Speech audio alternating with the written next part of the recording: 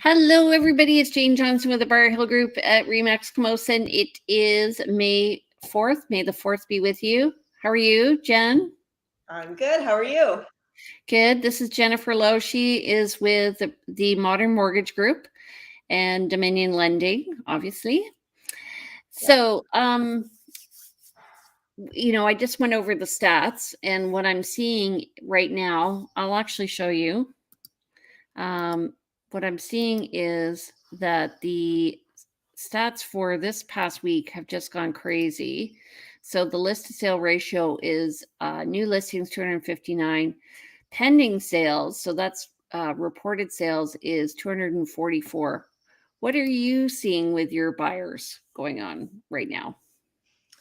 Definitely seeing a lot more activity, a lot more interest in properties. I've had a few clients unsuccessful in making bids as we're seeing these multiple offers again, which is interesting.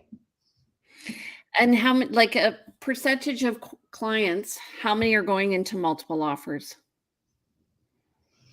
This past week, all of a sudden, it seems like I'd say 75%. I had a couple Monday morning that multiples, and pulling back, or fortunately, no one was successful this time, but hopefully with new listings, lots of new listings coming up, that people will be successful.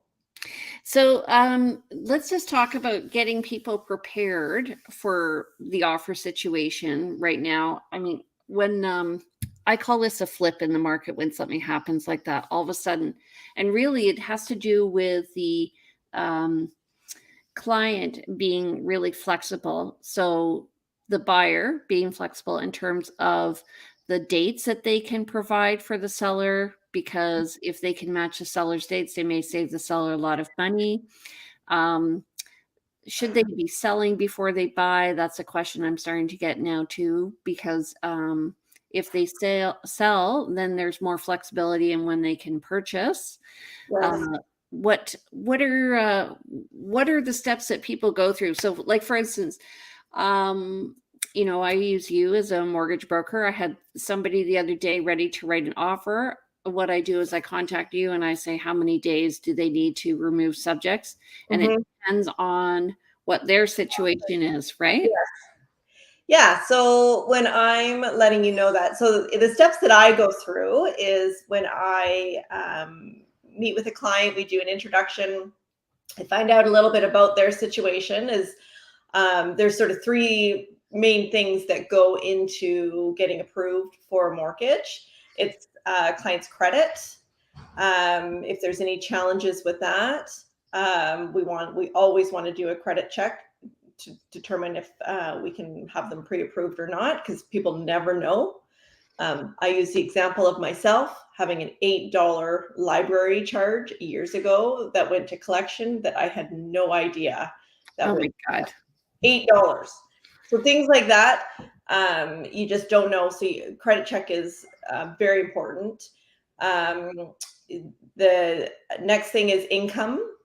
People's income varies so much, right? What they do for work, whether they're a permanent employee, whether they're casual, whether they're self-employed. All those things determine the type of income documents I need to obtain. And then the third thing is where their down payment is coming from, whether it's savings, a gift from family, RSPs, whether they're looking to take money out of an RSP. Those are sort of the three main options for your down payment. And sometimes people don't want to depend on family for things like down payments or whatever. and things change, I find. Like, okay, well, now the motivation may change, or they get a gift letter or Yes. something.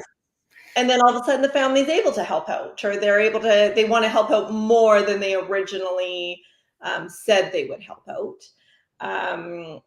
Having the conversation around whether or not their family is comfortable to sign a gift letter, because they have to, right, that's a lender requirement. If the money is a gift, we need a gift letter signed. What I do then, and finding all that information out, then I'm sending them the mortgage application form for them to complete. And in doing that, I provide a secure link to upload their documents as opposed to doing it through email. Right. Good idea. Yes, much more secure. And then once I have their documents, I'm able to then confirm the figures that I've been told. So whether or not, if someone makes $100,000 a year, that's what they tell me. But then I get their pay stub and it's actually 94,000. Well, in the old ways, that, there's a gray area and we could just, it's okay. In the new world, that doesn't work. There is no gray areas. When did the old world turn into the new world? I would say it started changing probably about 2014 and 2018 when they brought in the stress test. That gray area of the qualifying ratios was completely gone. Okay. And so people need to get their ducks in a row before they write the offer. What I tend to do is call you and go, I don't ask for financials, but I ask for details. Yeah. Are we ready to write an offer? And when I say, sometimes I'll say to you, yeah, we literally 2 days, because I know I can send it to one particular lender that I work with very regularly, First National, and they're usually back to me within 4 to 5 hours. Holy smokes. Yeah, it's great. But I can't send everyone to First National because they are your AAA lender. So if client has very good credit, we've got their down payment verification, I've got their income verification up front, I know we can get that done within just a few days. If and quite often, if it's a high ratio purchase, meaning like if clients have less than 20% down, we won't need to do an appraisal. And Right. that appraisal adds on 2 to 3 days. Because the mortgage is insured. Yes. Okay. Which means basically less risk to the lender because the mortgage insurer is assuming that risk.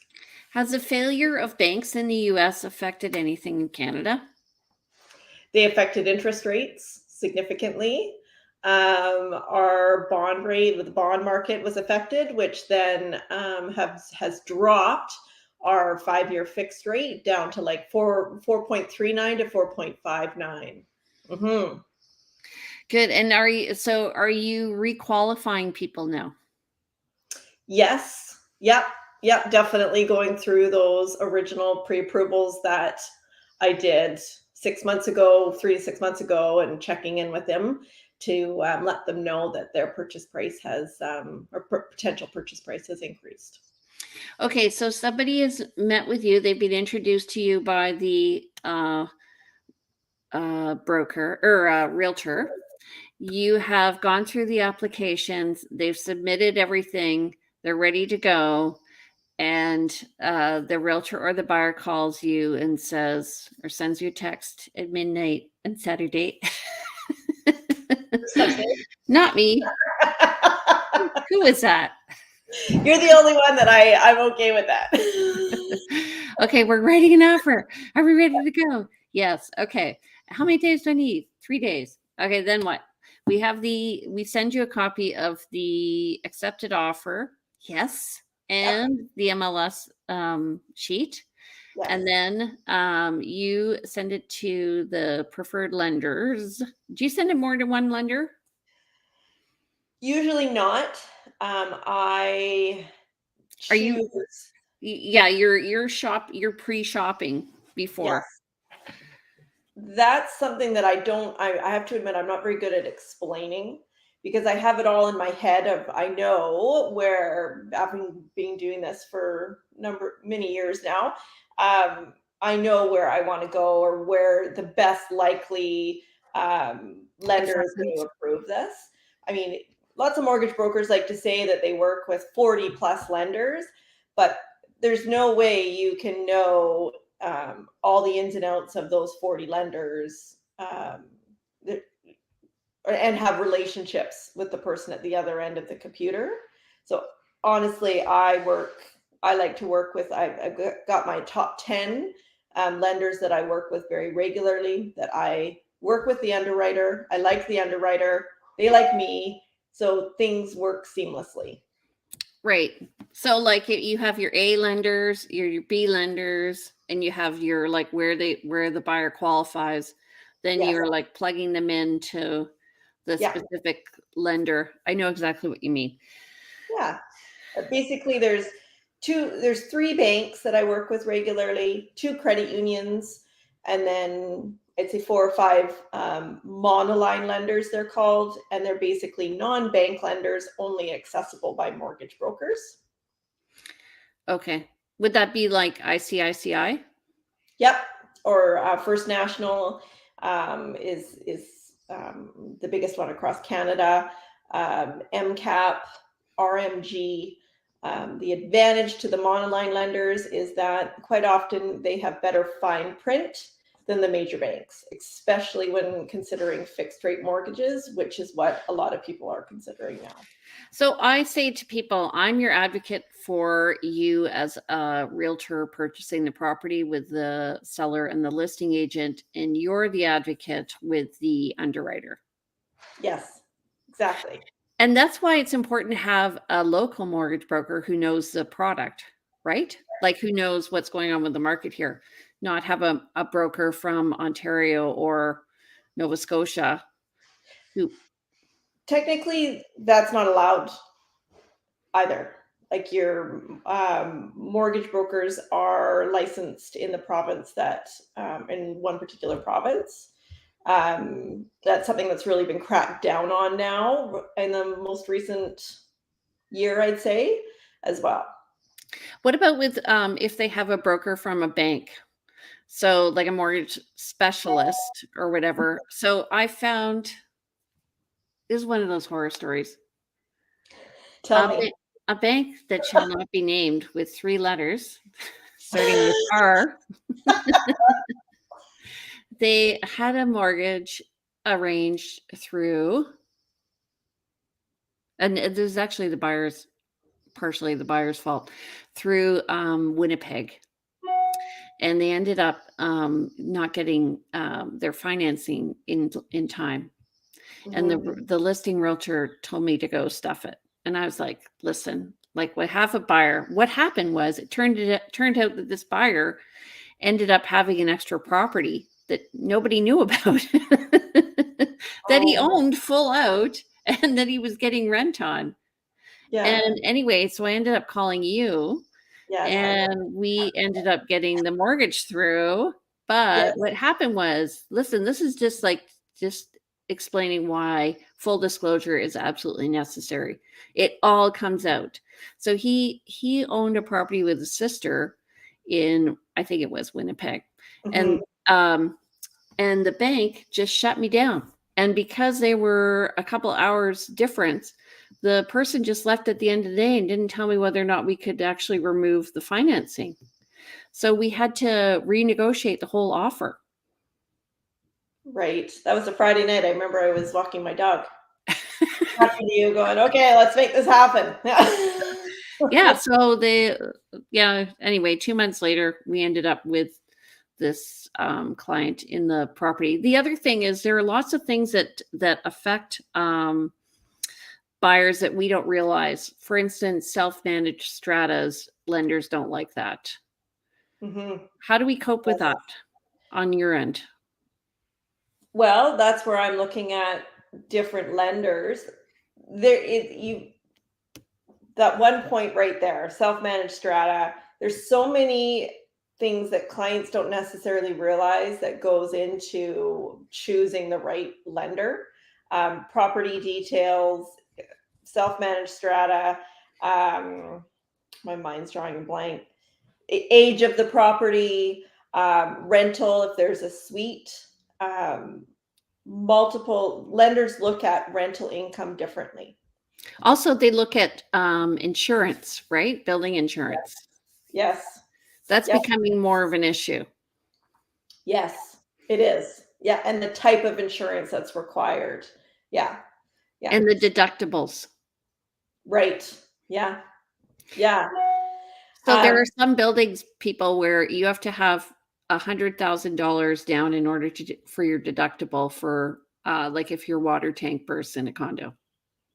And where does that come from? It's in the insurance documents for the building. The client. So who comes up with that deductible? The owner of the unit. That's the deductible, the strata, and then it goes filters down. So then people don't necessarily understand, that contingency fund for that condo building is so important. It's like that's one reason where lenders will decline. It's given the age of the condo, if it's 1990s and the contingency fund balance is 30,000, the outlook for potential repairs on that is significant, and there's not any money to allow for those repairs. Right. So one thing that one of my clients did, which I thought was smart, was she had insurance on her mortgage, on her insurance for the deductible. Oh. So if she was deemed to be responsible, she had insurance for that. Huh. Made sense. Yes. Yeah. No, that's really smart. So for $100,000 deductible. So, and this also brings to the point that if you're going to get insurance, that you probably want to get the same insurance as the building, because then you're not arguing between where the strata line on the property is and where the ownership of the condo starts. Because if something like a water leak happens and it's in a wall, they have to determine who's responsible. So that's one piece of advice that I've learned over the years. Yes. Okay. So I have another question. So we now we have an accepted offer, and we have the all the documentation in. What's the next step on the part of the buyer and you? So we've got sort of let's call it a 5-day window where we want to get from pre-approval stage, because I've confirmed all their confirmed their income. We want to get from pre-approval to final approval. And the final approval is meaning that the lender has reviewed all the down payment verification documents, which sometimes can be quite significant, in that if clients have their savings in multiple accounts, we have to get a 3-month history on all those different accounts. And then the lender confirms the income documents, and the lender is also verifying or approving the property the client is purchasing. The key thing that a lot of people don't realize is, I'm pre-approved. You are pre-approved, but the property is not. So, yeah. Right. That's a key thing. I was just reading this morning on a mortgage broker Facebook site that there's a broker that was saying, well, you're good, you're pre-approved. And it's like, oh my goodness, the property is not approved until there's a live purchase where there's an actual appraisal offer in place. Or yeah. So then I'm working with the our mutual client over that 5-day period. I'm touching base with them every day, letting them know exactly where we're at. Even if there's no information or we're just waiting to hear back from the underwriter, we're touching base every day until we get to that stage where the lender has reviewed everything, signed off on everything. Clients received the mortgage approval. We've gone through the documents, and they can go ahead and remove their financing condition. So I'm raising my hand because that's my new strategy to get my voice out there. So interestingly, I had a client who wanted to do a for sale by owner, and they gave an outrageous price to a buyer, and the buyer said yes. And I said to the seller, said, listen, like, yes, maybe the buyer has the money or is qualified and will be going through the process of due diligence, but it does have to appraise. Now, the thing is, in a shifting market like right now, the appraisal is looking at what's just sold. And once a shift happens, the appraisals now haven't caught up with the market because the sales haven't happened yet. So Yeah. this is where we get maybe the appraisal coming in under the asking price. Yes. And that can be a problem. It's not always a problem because it depends on the amount that the client is putting down for a down payment. So what does that mean? Like, so if a client is only putting the minimum down payment of 5%, the lender looks at, and all lenders look at the lower of the appraised value or the purchase price. okay, or the purchase price. Yes, it's the lower of the two. So if an appraisal is required, oh, you're going to see my Bernese Mountain Dog there. If an appraisal is required, the lender will take that lower value.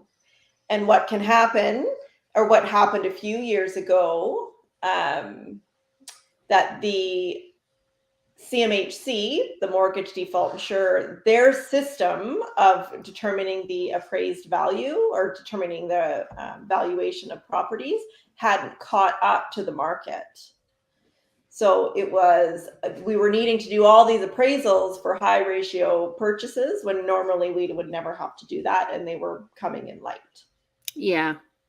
So in that situation, if you've got a minimum down payment and an appraisal is required, you have to come up with that additional amount of money for the difference of the purchase price and the appraised value. So another thing, just a heads up for buyers, because I think I'm going to share this with my buyers, is just be aware that you're excited about purchasing your new place and going out. Do not go shopping at the Brick or buy a new truck, right? Yes. Because it changes your debt. Yes. Usually, I mean, that's also why we really want to get to basically file complete before the financing condition is removed. If I'm not doing my job, or a mortgage broker isn't fully doing their job in the sense of getting that mortgage to file complete, they're leaving things open for the lender to then further scrutinize or ask for more things. Or I mean, all lenders can ask or will just do a credit check right before the completion date. They could do that, which then, yes, if you've gone to the Brick or you've bought a new truck or something like that, that can basically cancel your mortgage approval. Right. Is there anything happening now, like with the rate changes or anything? Are you being able to maybe, so like for instance, if the bond rates are changing and you're able to change the interest rate on the mortgage, can you requalify somebody for a lower interest rate between Yes. now and completion? Yes, and potentially reduce their down payment, or yes. Well, we're getting strategic with one particular green lender. They are very aggressive right now from an interest rate standpoint. So we're able to negotiate the rate lower and then have the qualifying rate lower before we get the approval. It's kind of What does a green lender mean? it starts with a T. Oh, okay. Gotcha. Gotcha. Okay. All right. Anything else that buyers need to know? Get your ducks in a row before you write the offer. Yes, and I understand it's always, people don't like the mortgage approval process. I get that. But it definitely helps myself, your realtor, by reaching out and connecting prior to finding the property that you love. Yes, everybody wants to go out and look at the property and just get going, but it's kind of like going to a candy store and not knowing how much money you have in your pocket. And when you go to pay, feeling unease. You really want to feel ease when you get to that process of writing that offer. Yes. Yeah. All right. Exactly. Was this helpful? I'm seeing a couple of people watching us. Please give us a like if you found this helpful. And let us know if you want more topics like this. We're happy to get out and discuss things about the process with you. Jen, how do people get in touch with you? Yeah. My phone number 250-217-4925 and email j.lowe@dominionlending.ca. Okay. And if you want to reach me, my name's Jane Johnston. I'm with the Briar Hill Group at Remax Camosun. My number is 250-744-0775. My email is briarhillgroup@gmail.com. My website's briarhillgroup.com. And you can watch these videos and more at victoriarealestateshow.com, or you can go to the YouTube page. Please remember to subscribe. We'd love to hear from you guys and know what questions you have. Don't forget to comment and share this out with your friends. If you want to reach Andrew, he'll be back next week. His number is 250-360-6106, and his email is info@andrewplank.com. You can also go to his website, andrewplank.com, or Instagram @plankandrew. Okay. Thank you, my friend. Thank you, Jane. That was great. So awesome. I'm glad it worked out. We'll see you soon. Okay. You bet. Take care. Bye. Bye.